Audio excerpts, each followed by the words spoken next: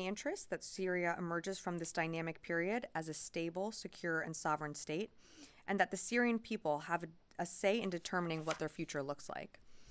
And it is also in our national security interests that ISIS can't exploit the ongoing situation on the ground, which is why the department has no force posture changes to announce in the region, and we maintain our current force posture presence in Syria to defeat and counter ISIS militants and protect our forces against any threats. Earlier today, Secretary Austin spoke with Israeli Minister of Defense Katz. The Secretary reiterated that the United States is closely consulting with our international partners to support the implementation of the ceasefire with Lebanon.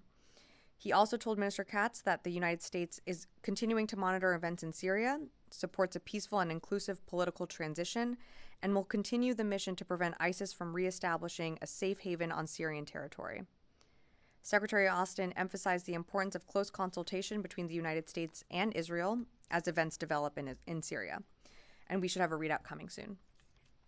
Lastly, earlier this week, the Missile Defense Agency, in cooperation with INDOPACOM and other DoD partners, successfully conducted a live intercept of a ballistic missile target, marking the first ballistic missile defense test executed from Guam.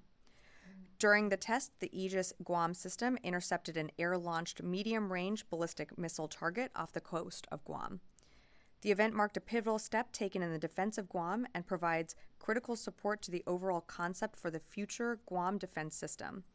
A release with additional details on the event is available on the Missile Defense Agency website. And with that, I'd be happy to take your questions. Tara. Hi, thanks, Sabrina. I want to ask first about Ukraine. There were some senior U.S. officials earlier today who warned that Russia is close to firing another Oreshnik intermediate-range ballistic missile.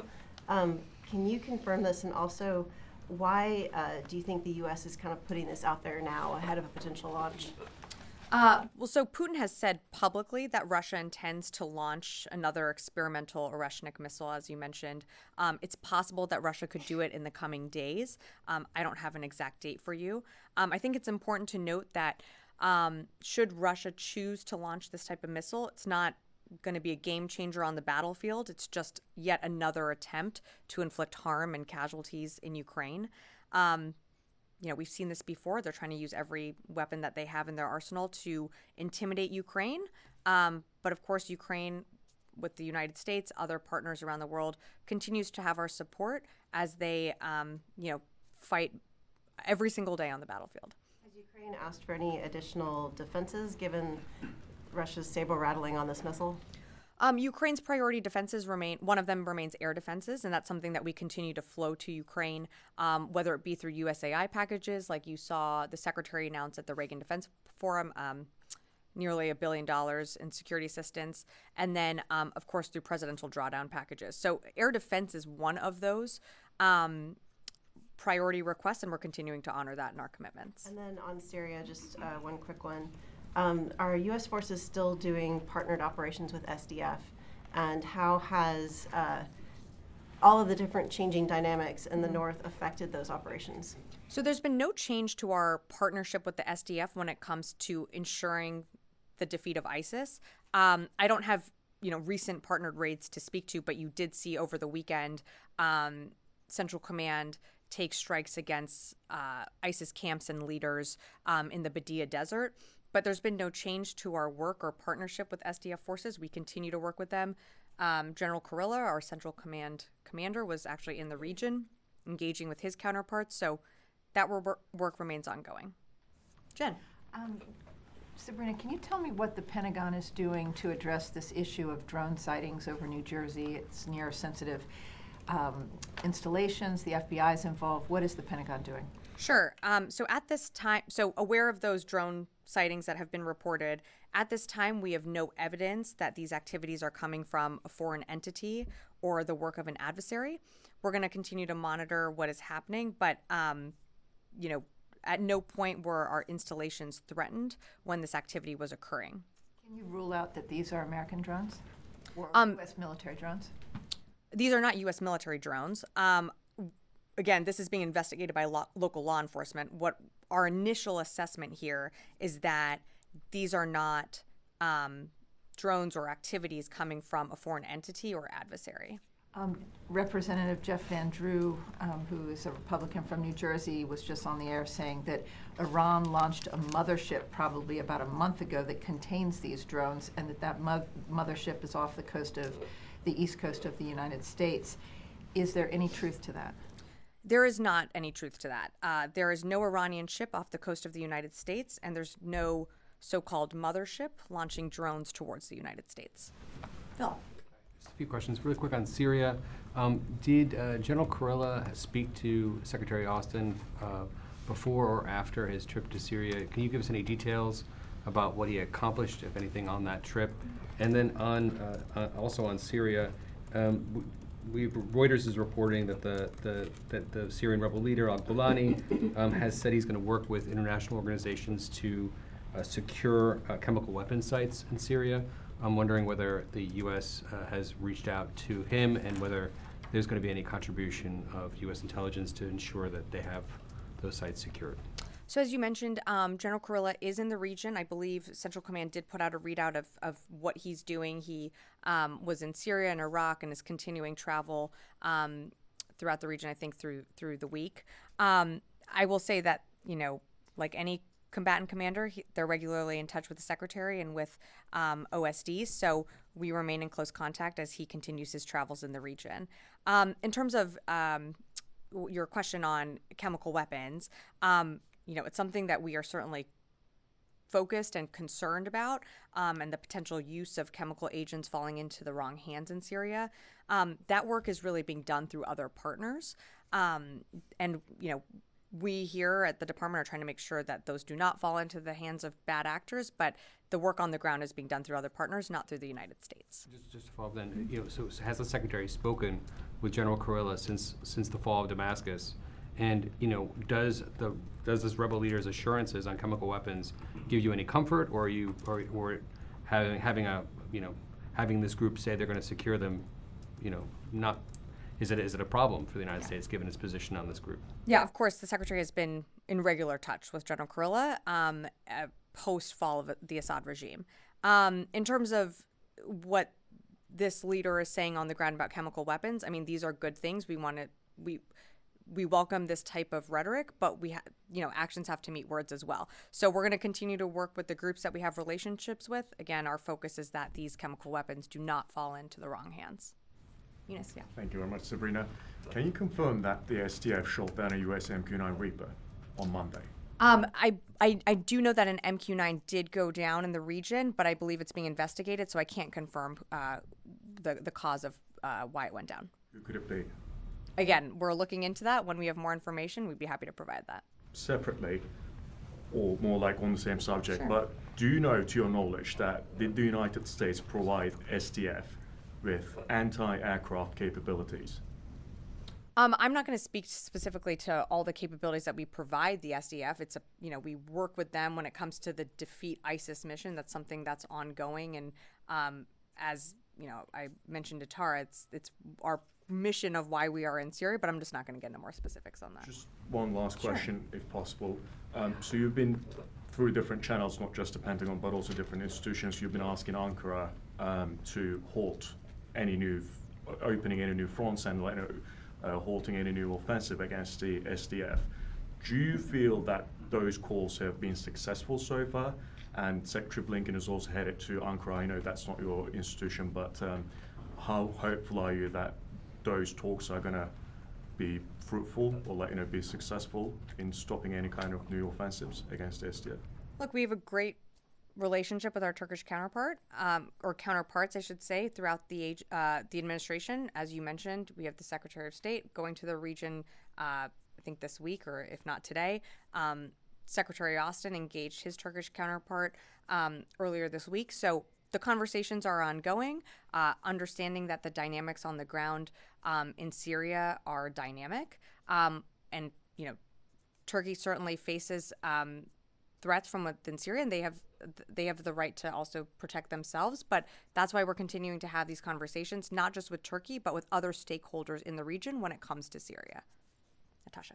Thanks, Sabrina. So going off of that, I mean, the fighting between the Kurds and the Turkish-backed groups obviously has raised some concerns about the security of the ISIS facilities and camps, the facilities holding ISIS members and their families in northern Syria. So how confident are you all that those facilities are secure? Have any of them been overrun at this point? Well, the facilities that you're referring to are, I mean, they're pretty far apart from where these rebel groups are asserting their power, like in Damascus and the northwestern side. You know, we're in the northeastern part of Syria where those camps are. So those, the prisons remain secure and under, you know, SDF control. I'm not tracking anything that's been overrun. All of the prisons remain under SDF control. Yeah, as far as I'm aware. Are you about to tell me that I'm incorrect here?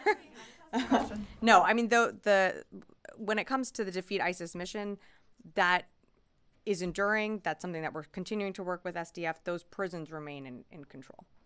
Constantine. Thanks, Sabrina. So going back to the drone that was shot down. So on Monday, you know, you said that you guys aren't working on a formal deconfliction channel with HTS, the folks running the show in Damascus. You know, does this incident put more urgency behind having some sort of formal communication channel? Well, we're working through groups and partners that do have relationships with HTS. So we have ways of communicating messages. Again, of course, we want to work towards any deconfliction, especially our number one priority, and I think the Secretary spoke to this earlier today, is U.S. forces in the region, and then to ensure that enduring defeat of ISIS, which is the mission set of why U.S. forces are in Syria. But again, we have ways of communicating with HTS through different back channels, just not going to go beyond that. Pivoting slightly then, I mean, would it be fair to say that this incident underscores sort of the chaotic nature of the situation in Syria and that U.S. assets and troops are in greater danger now than they were before the fall of Damascus? No, I wouldn't say that. I think it's an ever-changing, ongoing, dynamic situation that's happening in Syria. I mean, you just had a regime change and completely toppled. Of course, that presents, I mean, as we've said, great opportunity and also great risk. But when it comes to U.S. force posture in the region, there's been no change to our force posture. Our forces, you know, General Kurilla was just in the region. You know, we're going to do everything that we need to protect our forces there and to ensure that a terrorist group like ISIS doesn't take advantage of this moment and seek to move back into that, you know, to the Damascus area and remain in a place where they are significantly degraded and diminished. And that remains our focus. So just to be clear, Sure. The downing of the drone is not an indication that U.S. forces are under greater danger than they. I would not look into it like that. Janie. Thank you, Sabrina. Excuse me. A couple of occasions on South Korea, United States, and North Korea. Is the Defense Secretary Austin canceling his visit to South Korea due to chaos of the lack of a counterpart? I think we spoke to this, Janie. You know, the Secretary did postpone his visit to the Republic of Korea just given recent events. Again, he continued to the region. The ROC remains you know, we have an incredible relationship with our counterparts there, and that's going to endure. But, you know, right now the Secretary is wrapping up his trip to Japan. He's coming back. It was his 13th visit to the region. I think you can see the amount of emphasis that this administration and this department has put on the Indo-Pacific. Is a normal cooperation between South Korea and United States currently working? Or Yeah, cooperation, conversations continue on. in North Korea, there is possibility that North Korea may misjudge due to the current chaotic situation in South Korea. What kind of preparation does the United States ally have for such eventuality? Well, I think, and you've certainly seen, you know, there's an ongoing democratic political process that's playing out in the Republic of Korea. Certainly wouldn't want any actor to take advantage of that. We have to let that process play out. What we're focused on and what the Secretary has emphasized is the deepening of cooperation between Japan, between ROC, between other Indo-Pacific partners, which is why you saw the Secretary embark and return from his 13th visit to the region. Yeah. Thank you, Sabrina. You always mention that you are supporting the SDF against any ISIS threat in the region. Now all the other parties, the opposition forces, are against Daesh, and they fought Daesh in the past years. Now there were some clashes in Manbij, and the SDF retreated from there, saying that the U.S. mediated for them. Who did you mediate with, and what would be your position in the future in any other confrontation between any other group with the SDF?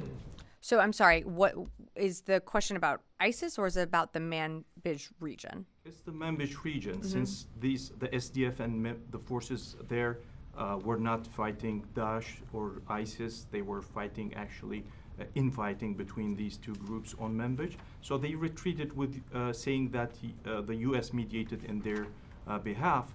So what would be your position in the future in similar situations when SDF comes and fronts some other Syrian groups, not ISIS? So, there's a number of stakeholders in the region. We continue to work with our Turkish counterparts to, urge for any de-escalation or confrontation in that region. Our assessment right now is that SDF is not operating in the Manbij area.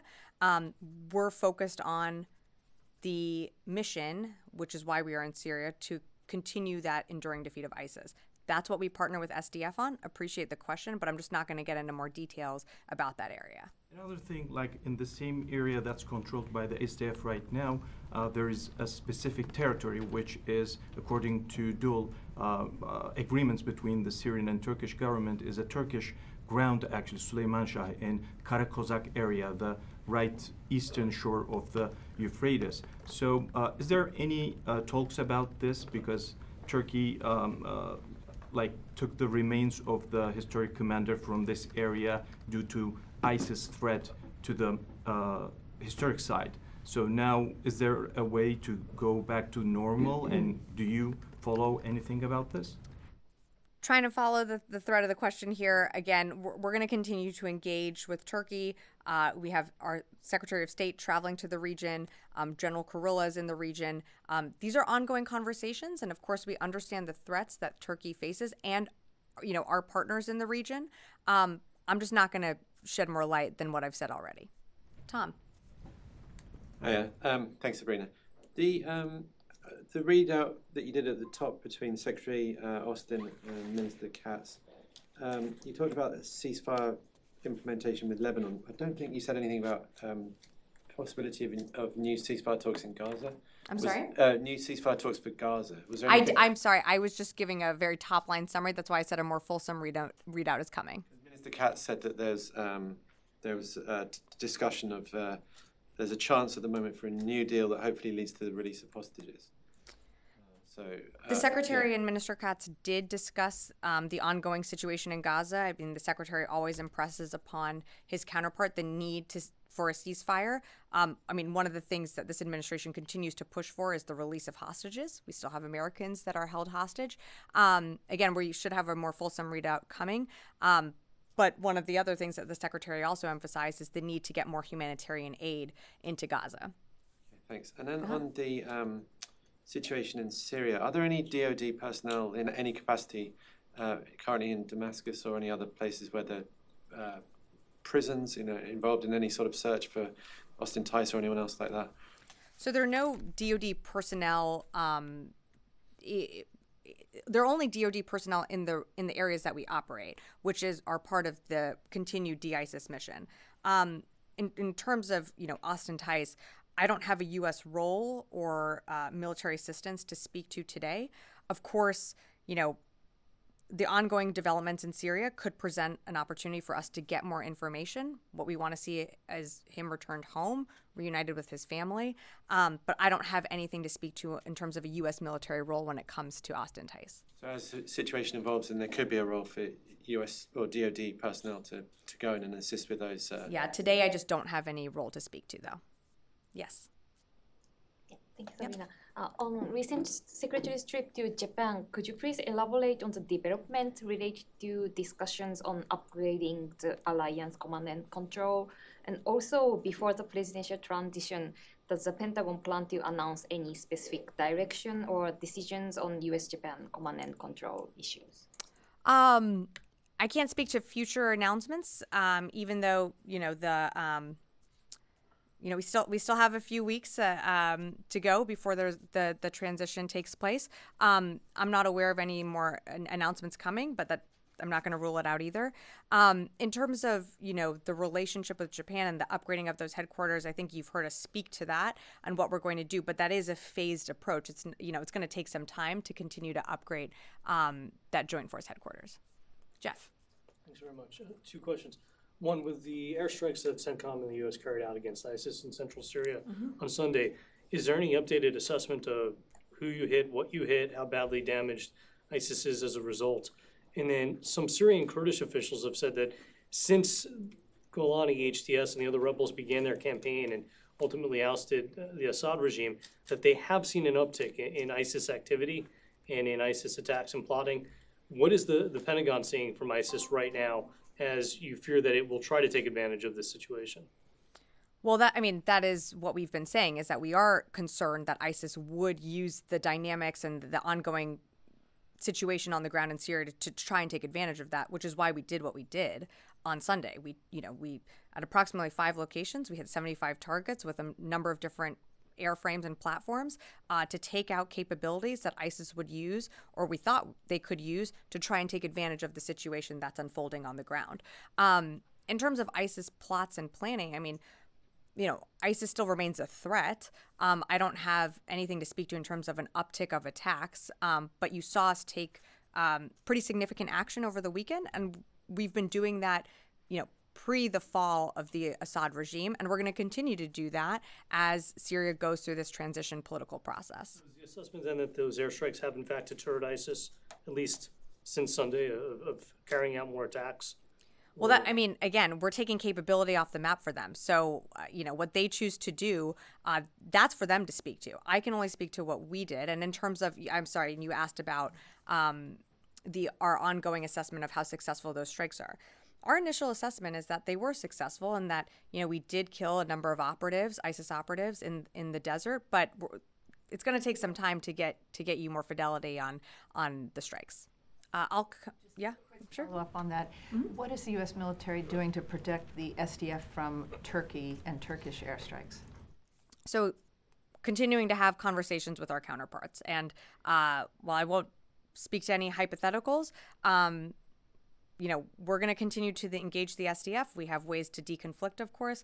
And the Secretary spoke recently to his Turkish counterpart, and I'm sure he'll continue to do so. Thing on Congressman Jeff Van Drew, he says that the drones in New Jersey should be shot down. Is there any reason not to bring down these drones to figure out what they are? Well, that's a decision for local law enforcement. If a drone or any activity is a threat to military installations, they always have the right for self-defense, and they can engage to respond to any potential risks. But with some of the drone activity or activities that you're referring to, there was not a threat to any military installation, so they didn't feel the need to engage. Yes, at the back. On those airstrikes over the weekend, categorically then you're saying that the U.S. only targeted ISIS military assets. You did not target any Syrian military assets. We target the strikes over the weekend that happened on December 8th, targeted an ISIS camps and leaders that were operating in the Badia Desert. And since then, you're not targeting Syria. I have no other strikes to speak to today. What support is the Pentagon giving to Israel as it targets Syrian military assets and invades Syria? So I would let Israel speak to its own operations. I think what you're referring to is the operations that they're conducting to eliminate what are threats to their security, which include, chemical weapons, missiles, rockets that the Assad regime controlled. They have legitimate security concerns. They have a right to self-defense. It is their own operations. How much support are you giving them? We're not giving them any support when it comes to those operations. There's one thing you keep talking about. There's no change in the U.S. force posture in Syria. Under what legal authority, either international or national, does the US have a force posture in Syria?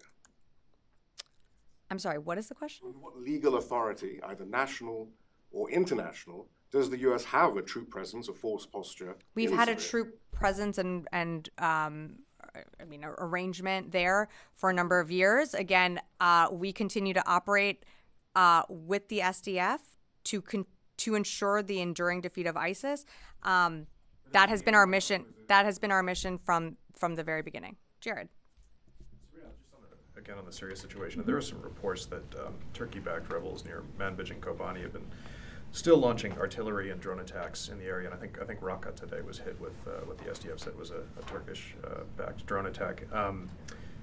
This is after the U.S. brokered the SDF withdrawal from Manbij, which the SDF is calling a ceasefire. I mean, how can the department ensure stability in eastern Syria and maintain security of the ISIS prisons if the department can't defend the SDF from SNA attack, or can they? I mean, is OIR authorized to do that, or is this left up to the State Department right now? The OIR mission and scope still remains to defeat ISIS mission. That is in coordination and working with the SDF on the ground, whether it be partnered raids or other engagement activities. It is a partnership with the US to ensure that ISIS can no longer resurge to the threat that they were many, many years ago. Again, and I think I've answered this, but we're going to continue to engage with our Turkish counterparts. We're going to continue to work so that there is deconfliction. At the end of the day, though, the SDF is can speak to their own operations on where they're operating. We can only speak to our partnership with them when it comes to the de-ISIS mission. And if I could just follow up, I'm wondering if you can confirm something we reported earlier, that a senior U.S. official told the SDF that the U.S. military cannot protect them if they do not withdraw from Manbij and relocate east of the Euphrates, that the U.S. cannot protect them in that area if they don't do that. Is that true? Yeah, I can't confirm that. I'm not going to speak to an anonymous official's quote. Tara, and then I'll come. Thanks. I just wanted to circle back to the Oreshnik missile. Sure.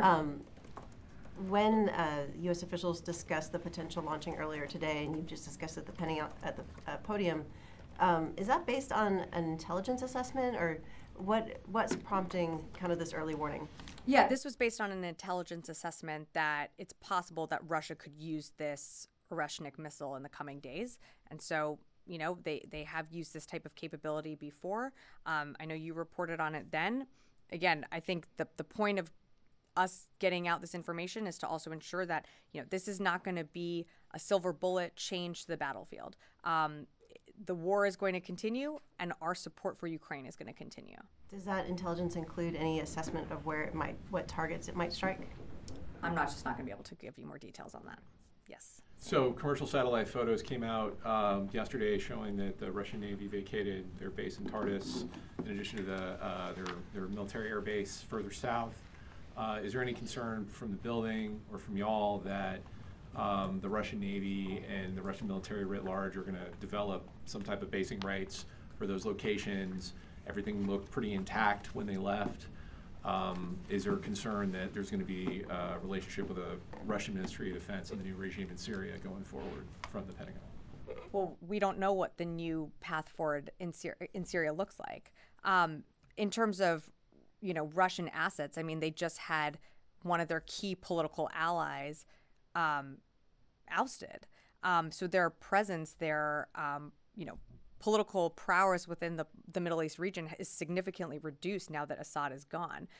We're seeing Russia consolidate assets, and to your point, some naval vessels leaving that area. Again, it remains to be seen what the path forward is in Syria. That is up for the Syrian people to decide.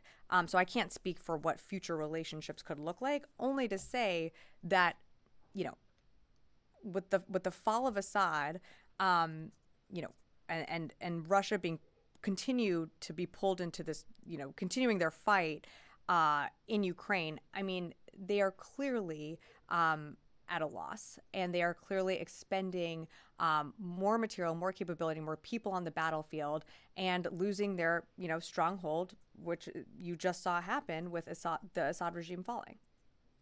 I mean, but those facilities weren't sabotaged. Those airfields can be used. Those ports can be used. I mean, if it was a full exit, you would expect that you'd want to deny follow-on forces to be able to use those.